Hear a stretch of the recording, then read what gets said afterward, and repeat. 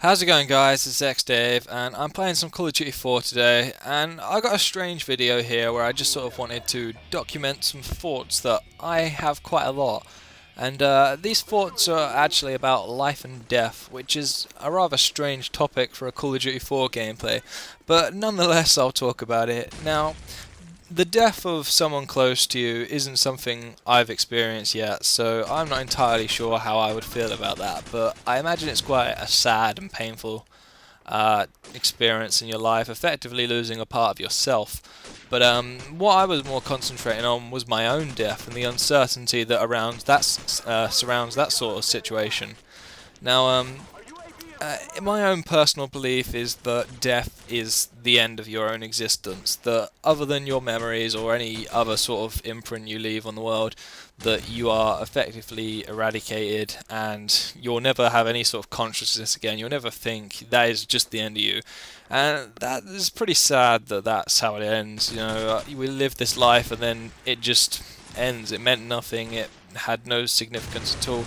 And it's unfortunate that that's how it is, and it's difficult to come to terms with that fate, I find anyway, and it's something that plagues my thoughts a lot.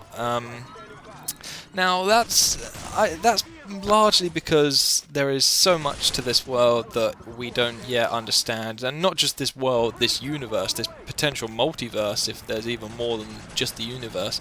And there's so much that in our lifetimes that we're not going to see, we're not going to experience, and even on a personal level there'll be things that you won't be able to do in your own life. So it's tough to take that it just will all end one day. Now, maybe in a century's time we'll be able to live forever. You never know how our scientific advancements will progress. I know there are already things called life extenders that I think they regenerate cells. Cells regenerate over time, but eventually they hit a limit where they stop regenerating, and then you start getting old. Maybe they can take the cap off that limit, but even so, you can still have a freakish death where you just die for no real reason. That's the tough bit to take. No matter how well you do in life, no matter how fit you keep yourself, how much you watch your back and all this sort of stuff, there is no guarantee that you're ever going to live for a long period, because there are multiple ways that you can die, and it's just completely out of your hands. And now this progressed onto, because I'm thinking about death, logically the next step is to go to religion, which is something a lot of people use to escape from the uncertainty of their death, and as it offers a sanctuary for you after your life. Now, despite my grandparents being extremely religious, I'm quite ignorant to what goes on in the religious world. I don't know much about it all, but I would talk from the point of view that I've gathered over time. Now, largely about heaven anyway. Now, heaven it's very idealistic. You can sort of, in my opinion, you can sort of tell it's been created by a human. And if you think logically about it, I mean, I know not everyone goes to heaven. I'm not sure if animals go to heaven as well, but the amount of people that have been on this world, the figure would be staggering. It must be over trillions of people. It's an effectively uncapped number, because people are continuously being born and continuously dying. So heaven must be an insanely overcrowded place, because everyone's there, and even hell, that would be pretty overcrowded as well.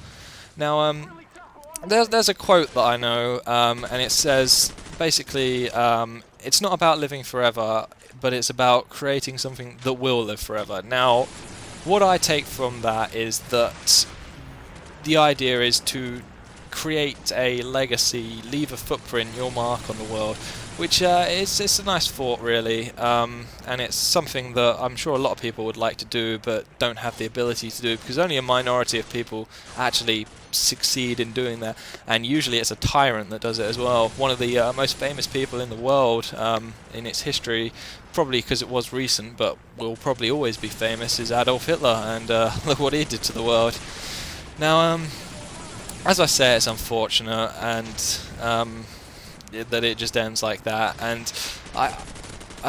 the good thing is that I can't say I'll care, assuming my theory of death is true, because the world will just end for me and I won't be capable of caring.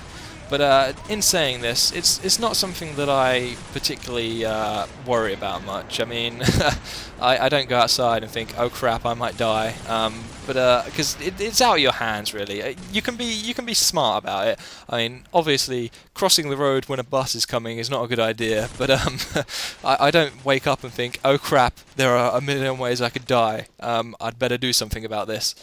But yeah, it's a difficult subject because there's no fact, there's no evidence about what happens. We can't know, so it's tough to talk about. But it dominates my thoughts because it's the only fate all we humans share, and eventually it will hit us one day. So it's always there. But like I say, it's out of your control, so it's not really worth getting down about it. But yeah, that's all I have to say on it. Quite ironic, this gameplay, because all I've done is talk about death, and I don't actually get death in this gameplay. It's a flawless. I was playing with the MP44 earlier, not a popular choice. But yeah, that's pretty much it. Game ends now, so a lot of people must think about death. Like I say, I think about it a lot. So if you have any thoughts on that, let me know. But otherwise, thanks for watching, and I'll see you next time.